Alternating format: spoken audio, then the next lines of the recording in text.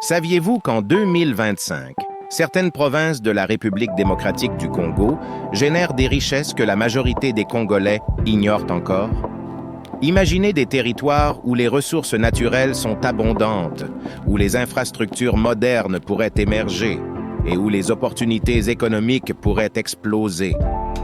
Vous êtes-vous déjà demandé quelle province dominerait en termes de richesse cette année? Dans cette vidéo, Voix 24 heures vous propose une plongée dans un classement des 10 provinces les plus prospères en 2025. Certaines surprises vous attendent. Restez jusqu'à la fin, car nous révélerons une province inattendue en pleine ascension. En 2025, les dynamiques changent. Investissement, industrie, classement. Alors, quelle province occupe la première place? Vous êtes sur le point de le découvrir. 10e province, l'Équateur. La province de l'Équateur dispose de vastes ressources forestières.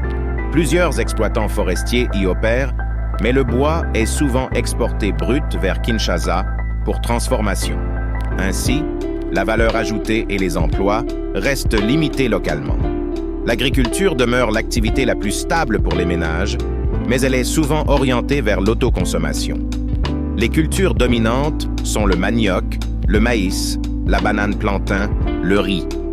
Selon les données mentionnées, avec prudence, le budget prévu pour l'exercice 2021 atteignait 189 milliards de francs congolais, soit environ 445 millions USD, ce qui représenterait une baisse par rapport à l'exercice précédent. 9e province, le Haut, ou Kasaï, mention Kasaï oriental. Le diamant joue un rôle central dans cette province, notamment par la mine Miba et l'exploitation artisanale. Lors de baisse des prix mondiaux, ces activités se sont affaiblies, entraînant une contraction économique locale. Le secteur agricole n'atteint pas l'autosuffisance. La province dépend largement des importations en biens vivriers. L'industrie y est presque absente et le commerce informel domine. L'économie est qualifiée d'extravertie. Beaucoup de matières premières quittent la province sans être transformées. 8e province, Nord Kivu. Le Nord Kivu présente un potentiel important. Agriculture diversifiée. Manioc, maïs, bananes, culture commerciale, élevage, ressources minières, tourisme. Mais l'instabilité chronique, les conflits armés, les déplacements de population affectent gravement les infrastructures agricoles et la productivité. L'insécurité et les pillages empêchent souvent l'exploitation optimale des terres. 7e province, Ituri. L'Ituri regorge de ressources dans certains territoires comme Mambasa et Djougou. Agriculture fertile, biodiversité, minerais, or, diamants. Beaucoup d'opérateurs économiques, nationaux ou étrangers, s'intéressent à ces zones. Le revenu des habitants dépend largement des produits issus de ces activités extractives ou agricoles. 6e province, Haut-Lomami. Haut-Lomami fait face à de nombreuses difficultés. On y note peu d'entreprises établies, des capitaux locaux limités, un chômage élevé, un exode de la main-d'œuvre vers d'autres provinces. Les routes d'accès sont souvent impraticables, les ponts défaillants, et l'investissement extérieur est quasi inexistant.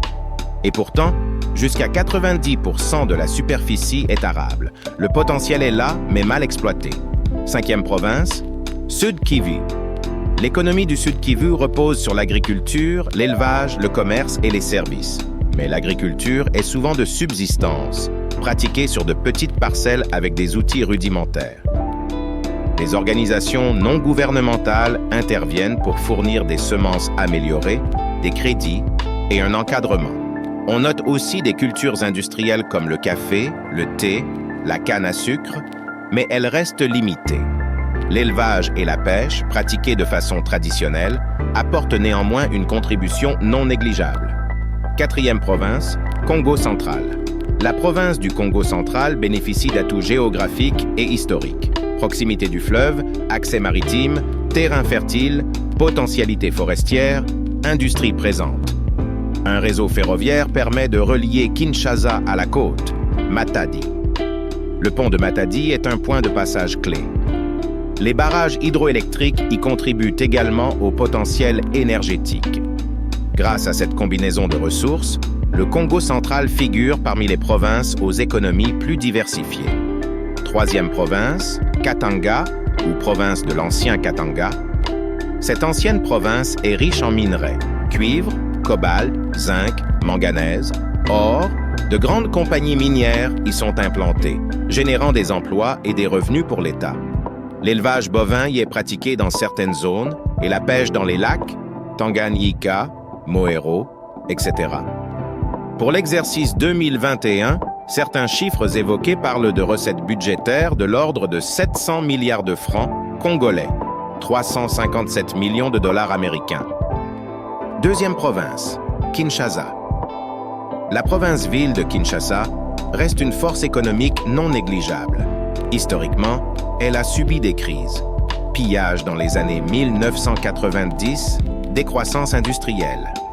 Aujourd'hui, avec l'augmentation démographique, ces défis sont énormes. Chômage, infrastructures saturées, demande de services sociaux intenses. Pour 2021, le budget mentionné était de 724 milliards de francs congolais, un montant en baisse par rapport à l'exercice précédent. Première province, Lualaba. C'est la province souvent citée comme locomotive économique de la RDC pour 2025. Lualaba possède des gisements importants de cuivre, cobalt et autres métaux. Cependant, la population locale tire peu profit de cette exploitation. Pour diversifier, le gouvernement provincial envisage de développer aussi l'agriculture et le tourisme afin que Lualaba devienne non seulement une province minière, mais aussi un grenier agricole. Voici donc le classement proposé, avec ses limites, des 10 provinces les plus riches du Congo en 2025, chacune avec ses atouts et ses défis. Ce qu'il faut retenir, c'est que la richesse ne réside pas seulement dans la présence de minerais.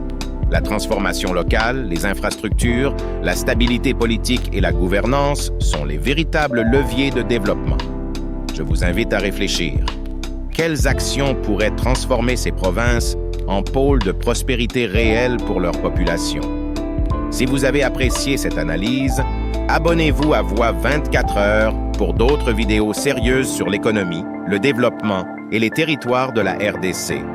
Merci de votre attention et à bientôt.